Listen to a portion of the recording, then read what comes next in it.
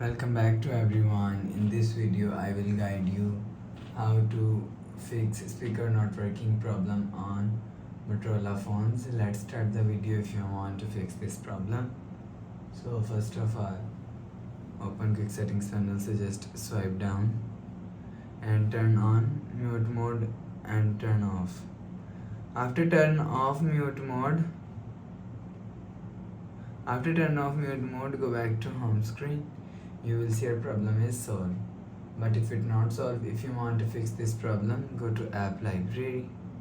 Here click on settings app. Now in setting, scroll down and click on sound and vibration. If you want to fix this problem, so click on do not disturb.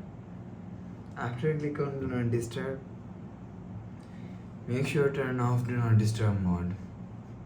After turn off do not disturb, go back to home screen.